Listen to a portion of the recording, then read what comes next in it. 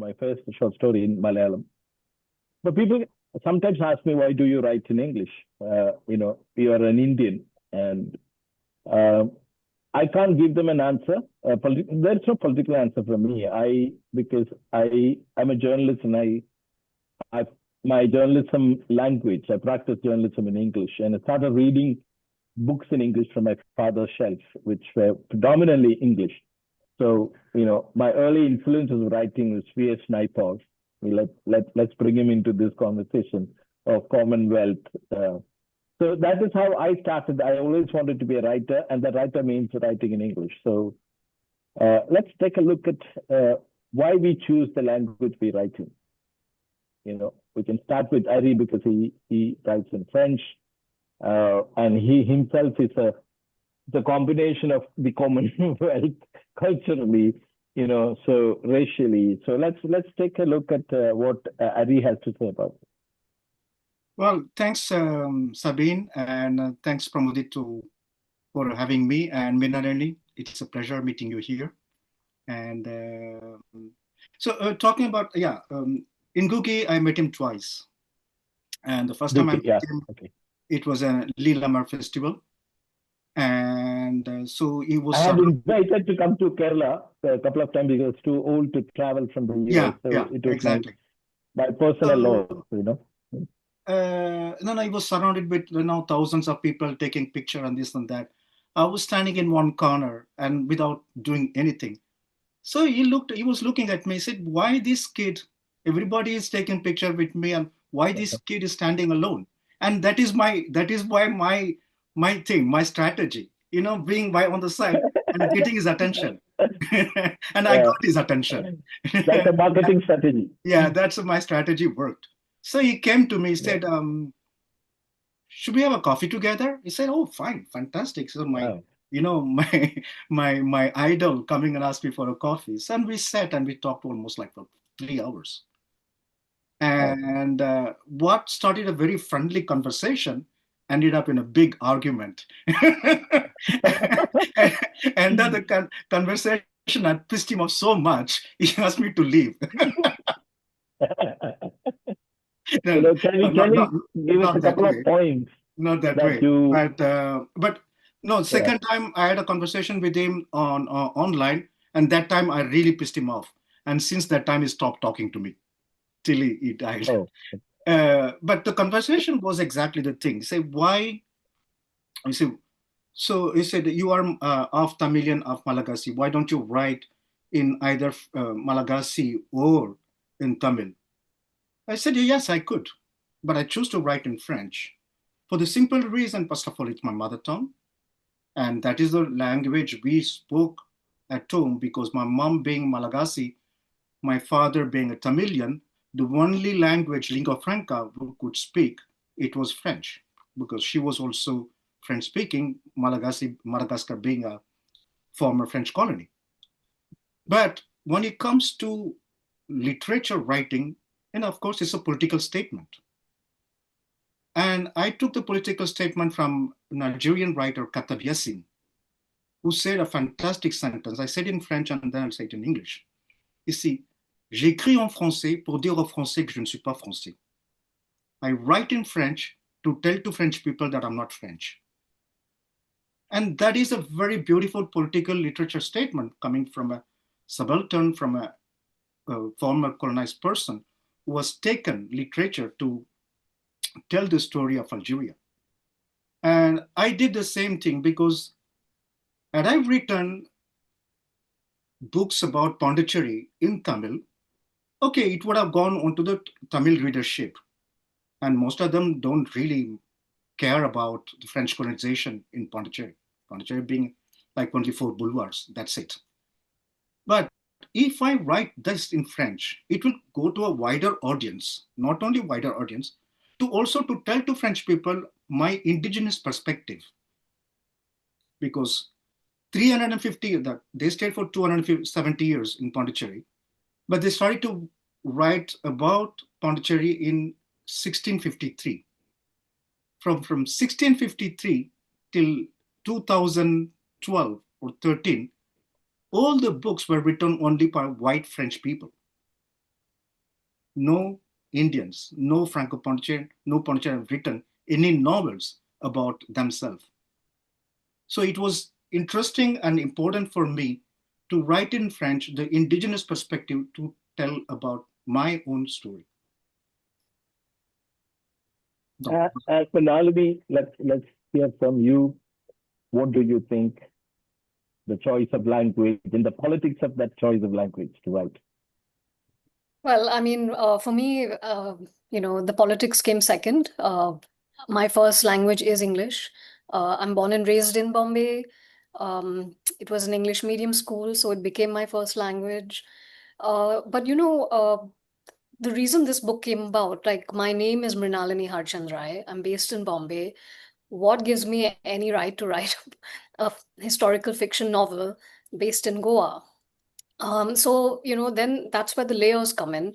Uh, and the protagonist is Sindhi. So, of course, my family has um, the Sindhi background. My mother grew up in Goa pre 1961. And so there was that side of like the Luso Konkani culture that had seeped into our home in Bombay. And summers were with my grandmother, and I heard the stories growing up, especially about, like early childhood stories where I mean, I can even get into that at some point, but we're talking about language right now.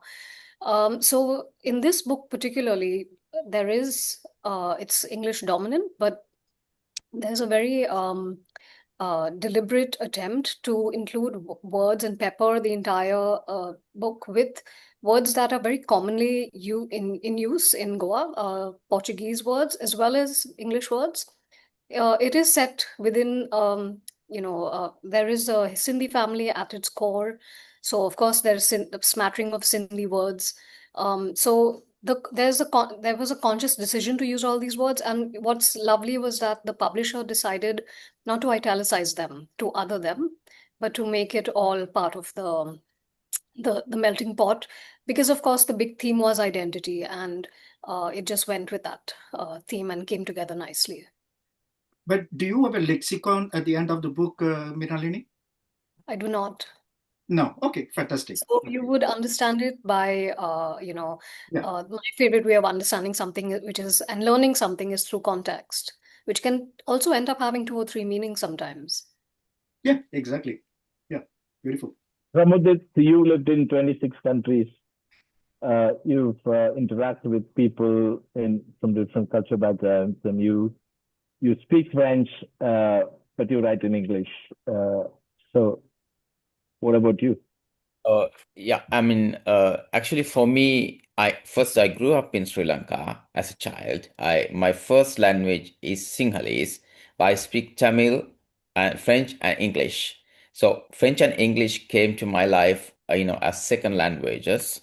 Uh, but I do write equally in both. But most of my novels are in English. But I do write poetry in French too.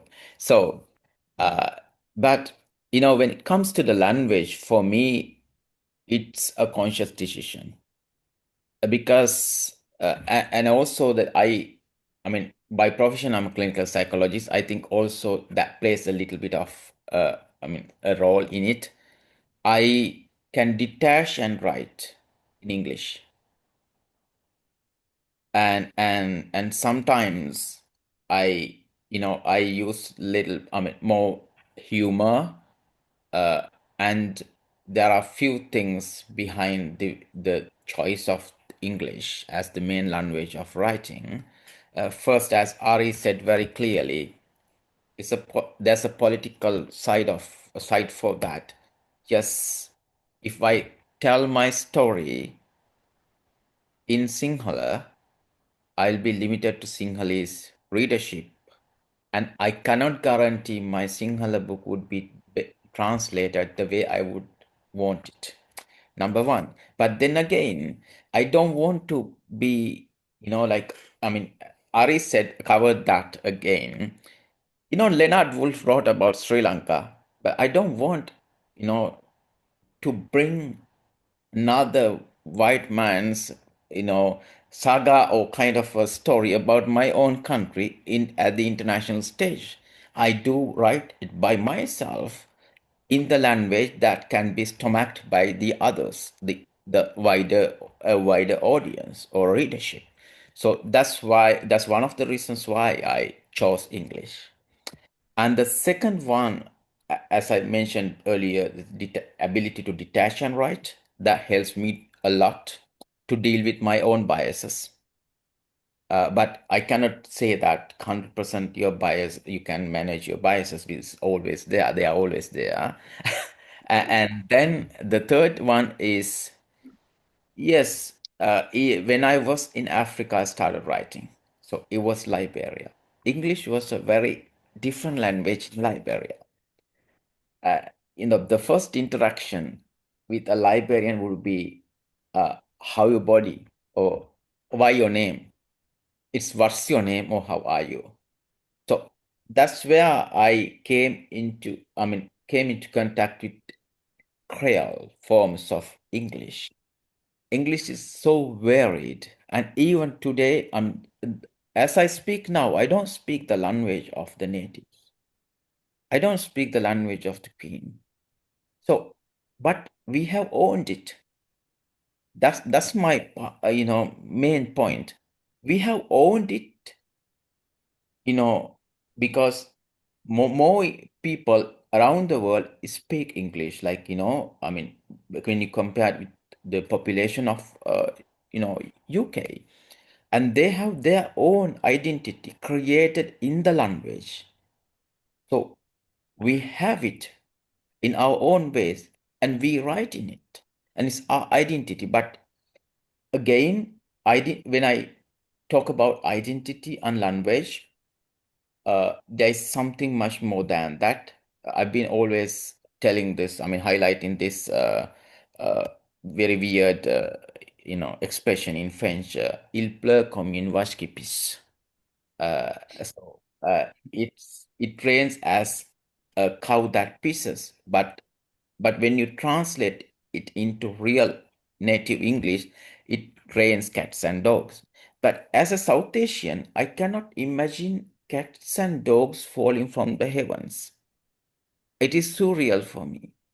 But I can imagine, running in the rice fields, that I have seen many times the cows pissing, and it's exactly how it pours. Because downpours here in South Asia or the tropics are exactly like that.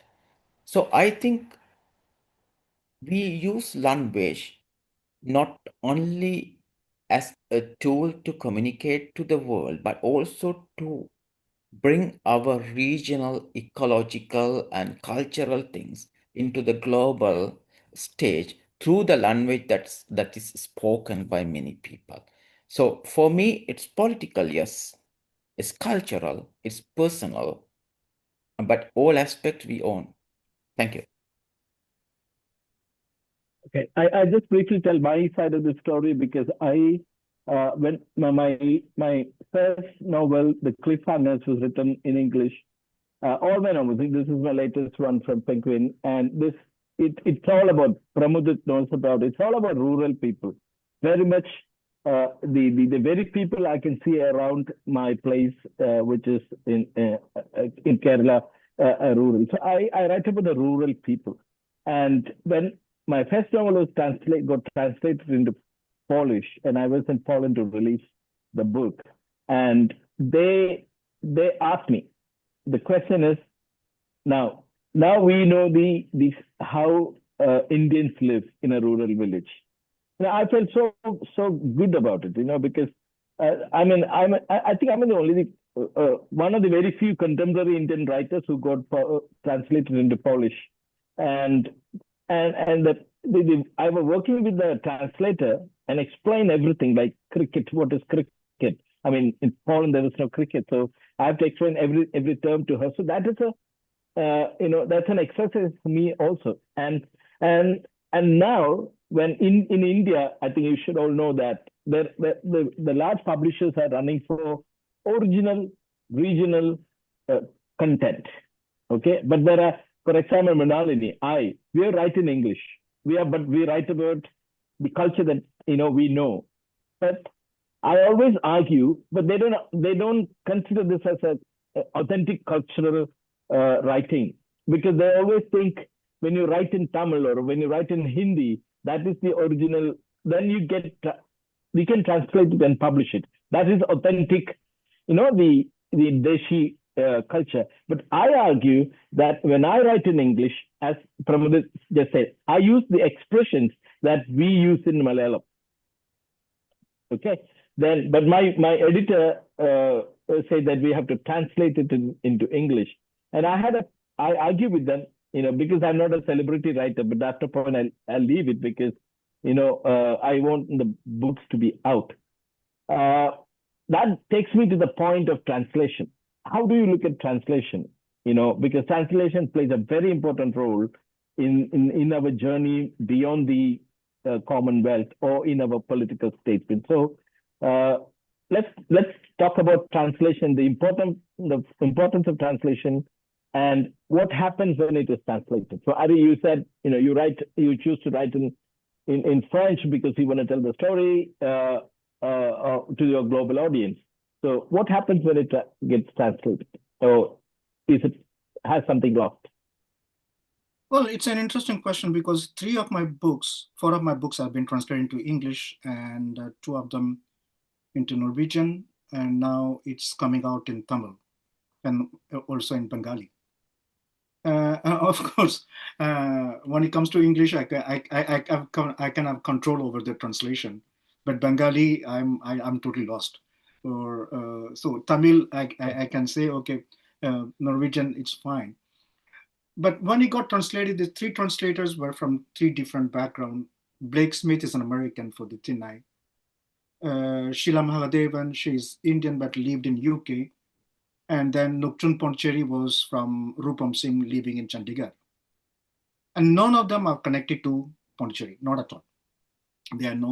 Blake Smith has been doing a lot of work around Pondicherry, being a historian. But the other 2 people, they don't have any cultural references to Pondicherry. So, and my books are historical fiction. So one has to know the history of Pondicherry. One has to know the people living there. As you rightly said, your book Cliffhangers, you are writing about rural people of Kerala. But which part of Kerala, Sabine, was that? Your book? South, Trivandrum. Trivandrum, okay. So because since I know Kerala very well, so that's what I want to know where it is. It's a place called Varkala. I know Varkala very well. Of course, I've been there many times. It's a very much. There is a cliff. Yeah. At Varkala. So the cliffhangers comes from that cliff. The hangers, 4 boys. I see. In and around the cliff. My first book, Lakshmi, well, like 2 chapters happens in Varkala. Oh, yeah. So there you go. We have something in common. So we have to take both Pramodit and Mrinalini to Varkala. Yeah. So, as the way you write about rural people, I write about the fisherman community on the Tinai, the fisherman community outside the Fort Boulevard, which is the colonial city, right? Outside, have you been to Pondicherry? Mrinalini, have you been to Pondicherry? Haven't had the pleasure yet. Oh, what about you, gentlemen? Yes, I have. Oh, yeah, we got. So Mrinalini, the Pondicherry is only 4 boulevards, which is the colonial city. I mean, there's a White Town and the Black Town. But other than that one, even now it becomes a very popular tourist destination. People will go only to the White Town because that is the heritage. Heritage has been sold as a product. It's kind of, as I call, heritage tourism, colonial tourism. Sorry. But other than the 4 boulevards, the people outside living the 4 boulevards, they are not considered as people at all.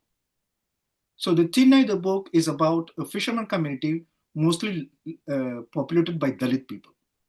So bring the Dalit perspective into the colonial story or history.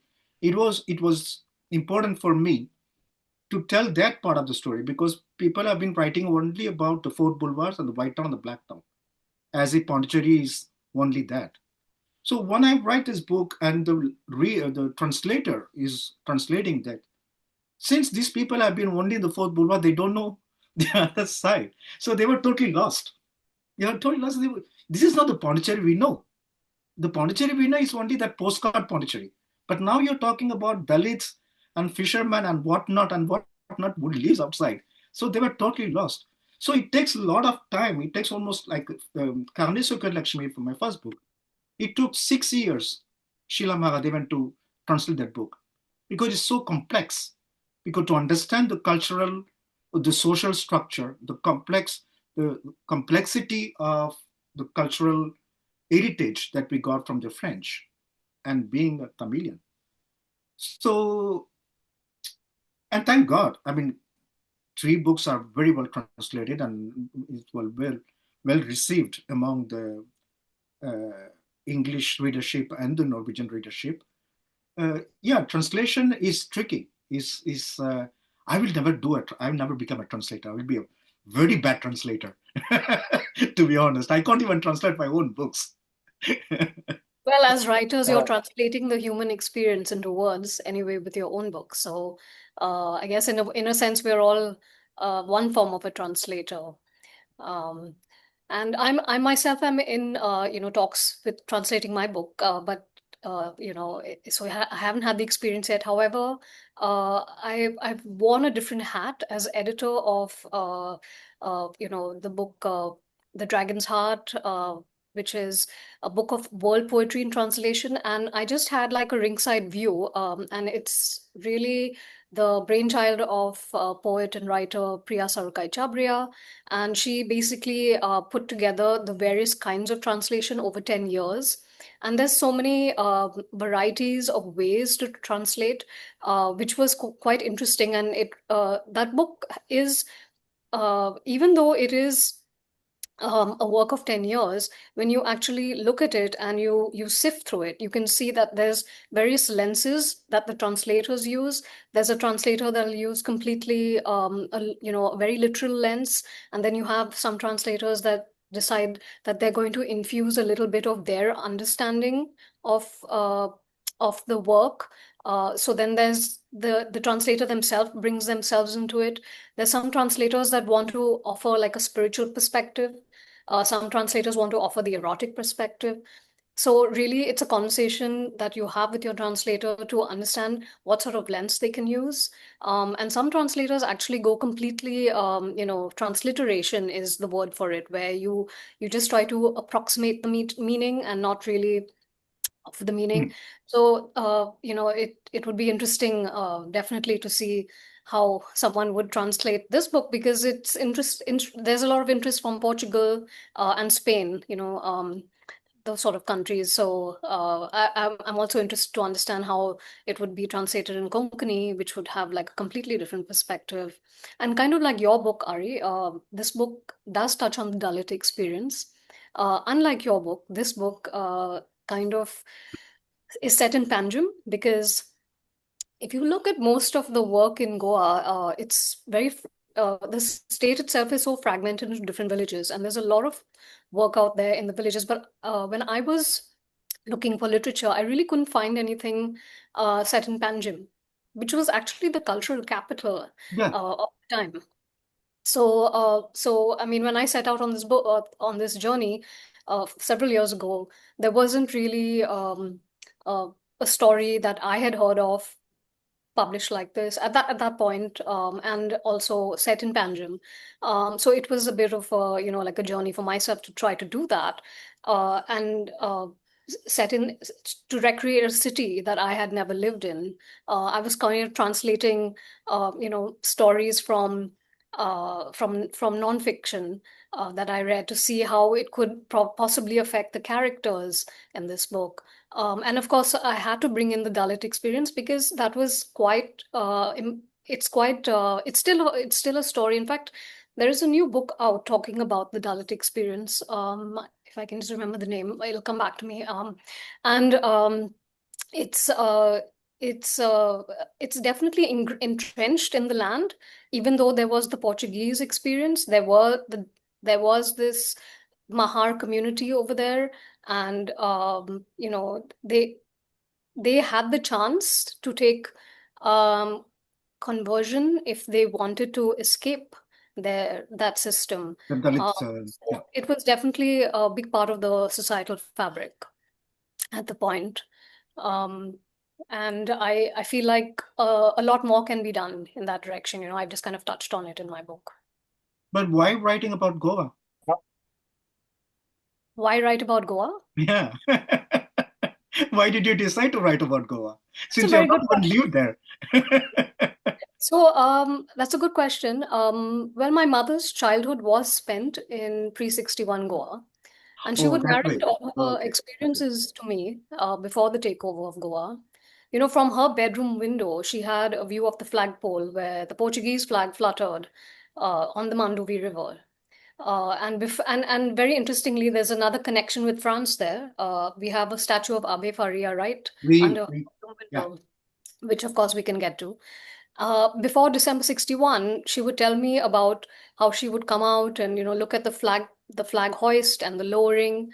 There was a whole ceremony, and she would tell me about her friends and how one day the Portuguese flag didn't go up, but a white flag went up, and she never saw her friends again. Obviously, they had taken the steamer back to Portugal.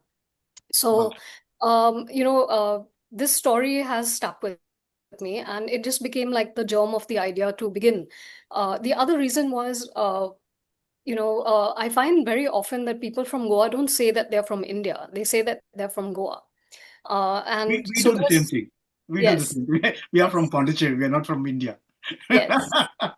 So it was very interesting to explore. And the funny thing is that I do have family in Goa. And one day, one of them told me, "You drive like an Indian."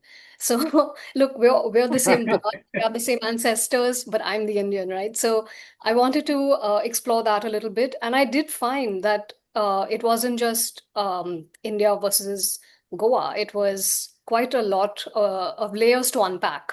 There was the whole Portuguese angle, there was the Marathi angle also, um, which I try to explore and have fun with in the book, with the concept of identity.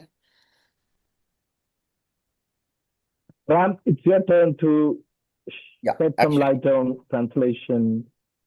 for the translation, actually, I have a very weird kind of an opinion about that. I believe that, I mean, my work has been translated into Russian, Polish, French, German, etc., and Burmese, Sinhalese. So, what I mean, few of those languages do speak too, and what I found is that at all level you lose the story and lose the essence, and you may have the story, but then the characters do speak differently, and sometimes the place is pursued quite differently, and lexical level, yes, there's a lot that is lost. And I think that is the limitation of translation. Uh, whoever does it, but that's the limitation that we have to cope with and we have to accept, because there won't be a perfect translation or like perfect copy of your work in a different language, because with the language itself you bring different cultures and etc. You are translate I mean you are get trying I mean the translator tries to get something from a different, or something that is created in a different setting to a different setting. So it's rather it's not a translation, it's a transportation of a thing, that it is being transported into a very different landscape. But then again, I believe that that's the nature of it, that's the limitation, and that's how it goes. Even Daisy Rockwell recently in an interview mentioned that that so many things that are lost when you are doing a translation. So that endorses as a writer, we have to accept when we sign a contract it for in translation. Yes, and then again, translating your own work into different languages, I don't think that is possible for a writer. So you rewrite it. That's what you would do. And I think rewriting in a different language is not something possible for me, at least. I don't take it as something which is in my, like, I mean, I'm not going to do that, and I'm not believing in it. From my end, that's it. Okay, and I'm going to take the conversation entirely to a different tangent, to transnational literature. Okay, we all live in different places, different continents. We constantly travel, across, as we said, time zones and cultural, settings. So let's talk about transnational literature, writing, or rather. Now, I would like to hear, especially from Ari, because what is transnational? Because especially we are living at a time of this in quotes nationalistic, fervor. It's my language is the best, my place is the best. We had no choice to be born into this any country, or to have our language as a mother language. So it's beyond our control. But having using this or conditioned to in the cultural thing. Now let's talk about the transnational language, especially both Pram and Ari. You guys have lived across continents, and Europe is actually in the heat of these nationalistic movements and the far right movements and all that.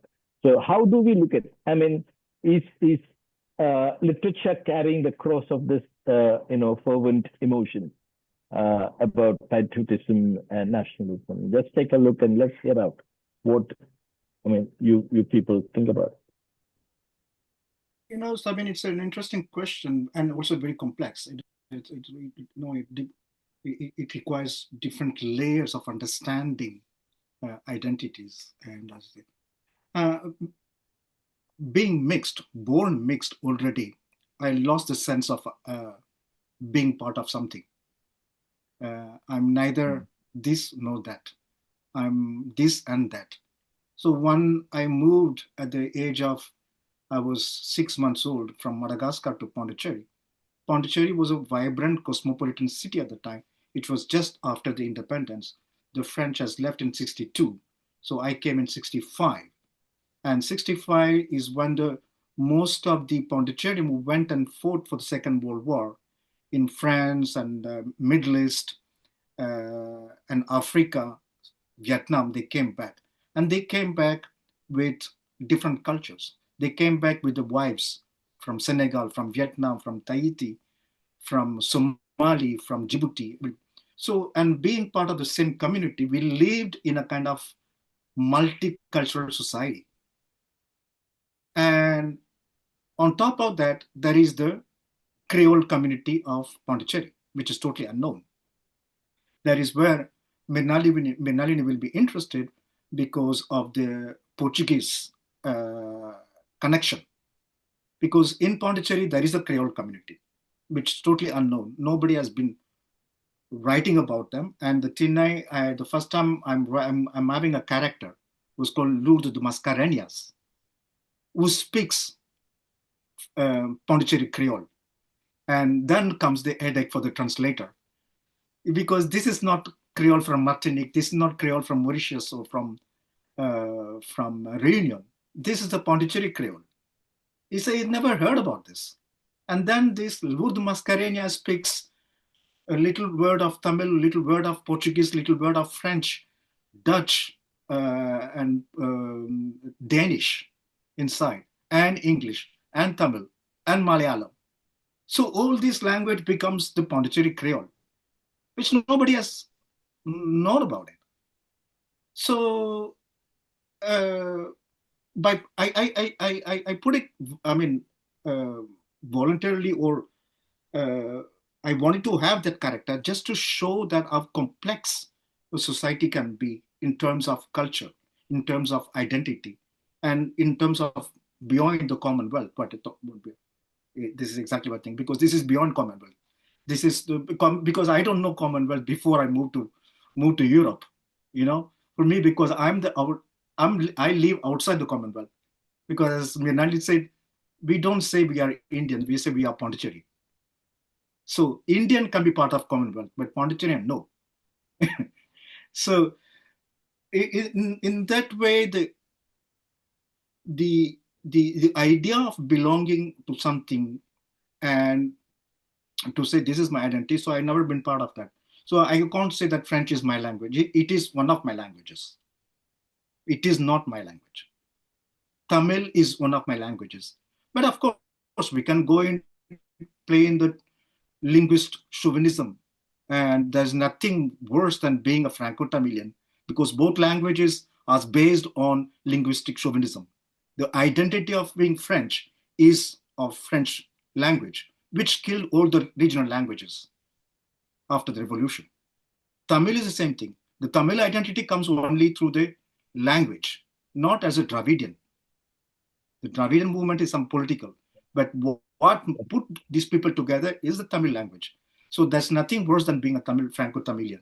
So I'm the product of that. But I moved on. I moved forward that notion of language or identity. And I like the identity of Creole.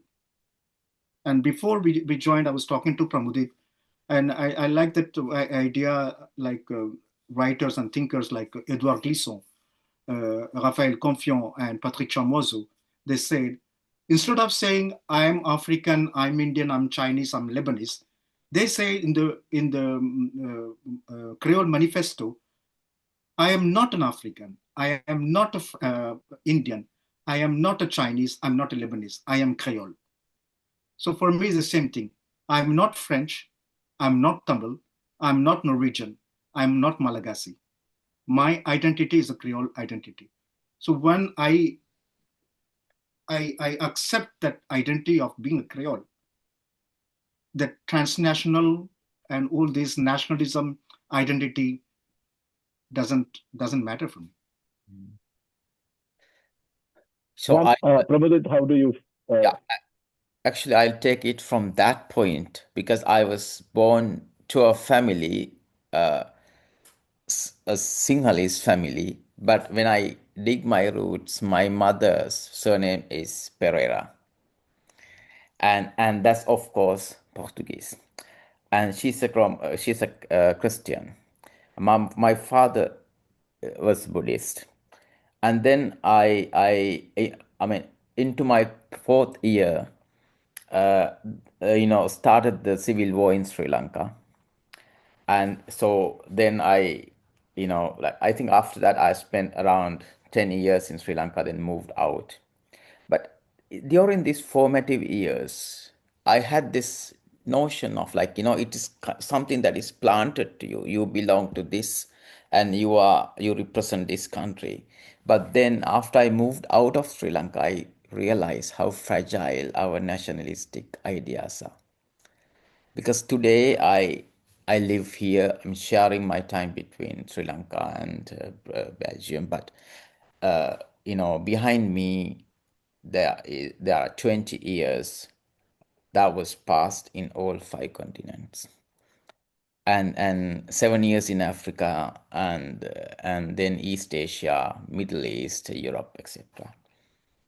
Today, I struggle with this feeling of belonging and not belonging that is pretty much depicted in my writing, and that has deprived me of a lot of opportunities as well. But I think in plain English, I would say I don't care, because that sense of belonging and not belonging is my identity today. It's the identity of my writing today, because first two books of mine were set in Africa, And everybody was wondering at that time when I was speaking, why on the earth you wanted to write about Africa being a South Asian writer, and why didn't you write about your culture? No, I mean, I chose to write what I want to write. I feel like writing. Stories come to me, or like, it's depending on where you are, what happens to you. And it's not that you, some people, yes, plan, but I'm not a plotter. And then third work of mine, Bayan, set in Ukraine. And now I'm working on my fourth work, set in 5 countries in South Asia. And my back then the agent was actually, pushing me to choose a character from Sri Lanka, which I didn't, because I think that you should not like buy into the idea that you can be, you should be a representative of your culture, but rather you are a person who can move across cultures. In this humanity, we have differences. But when you really look at the world today, we live in a so complex ecosystem where our sense of place can be questioned. Because for me, my cultural sense of place is pretty much, there is a Sri Lankan part, but every country where I've lived has fed into that. And then when I look at ecological sense of place, and every single landscape I have seen, either I have disliked or liked, and there is this kind of interaction, and that has created my perception of the world where I want to live, the landscape or the environment where I want to live. And then the spiritual sense of place. Well, my father was Buddhist, my mother was Catholic, and my wife is Ukrainian Orthodox. And I don't go, I neither go to temple nor church.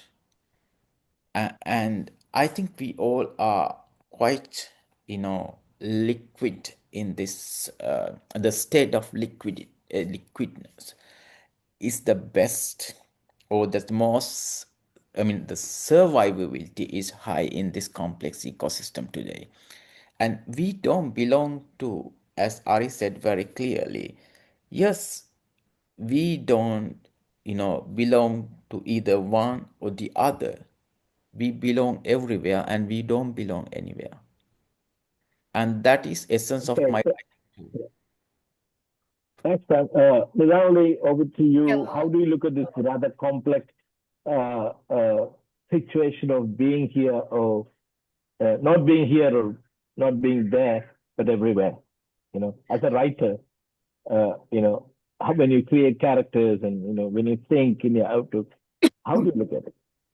So, I mean, look, I've always been quite close to the place I've been born in.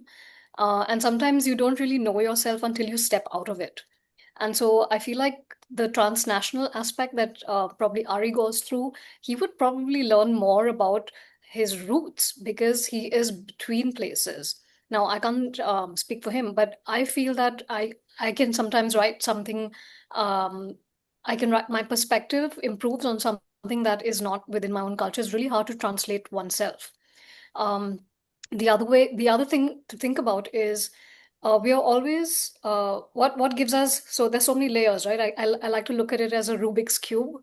The eight side, the square, and the Rubik's cube essentially has so many different combinations and permutations, which are is kind of like a metaphor for what we are. We are language, we are passport, maybe two or three passports. We are our religion, we are our skin color, we are our, it can be physical, like I said, skin color, height, whatever. But it's also how we have got histories in our families. So many different factors decide the Rubik's cube of the individual. And the other thing is that what we tend to do as human beings very naturally is we like to compare ourselves. So I'm an Indian compared to someone across that line of control that actually doesn't exist in the world, but we have created it with man-made borders. So this idea of transnationalism, if you zoom out a little more, it's a created it's created, and it's created by man to compare himself to other human beings. If you go, as I like to do sometimes, is just take a walk in a forest or go and bounce in the ocean or something. You don't think about any of this. You don't think I'm Indian and I'm Portuguese, or I'm from Brussels and I live in I'm from India but I live in Brussels. You don't think about that. You just think that you're a piece of nature, and you're just riding one wave over the next. And so like, we are not always thinking about transnationalism.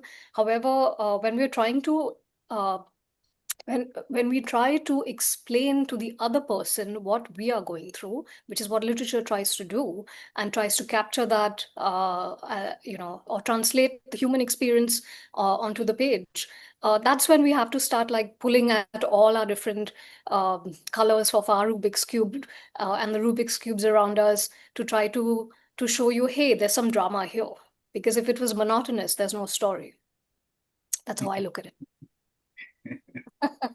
Thanks, Melanie. And thank you for coming. So it's a bit complex. It's very informative. It's very important. I think, especially the time that we live in, with so much of polarization, so much of hatred towards one another because of language and race and all that.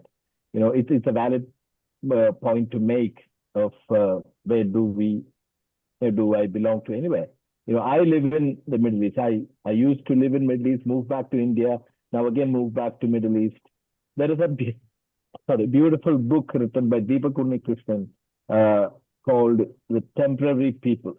The Asian community living in the Middle East. They are permanent there, but they're temporary.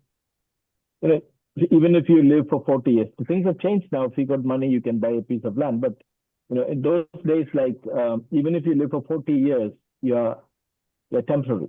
You don't get anything. You have to go back. Unlike in America or in Europe, where you can get citizenship and also.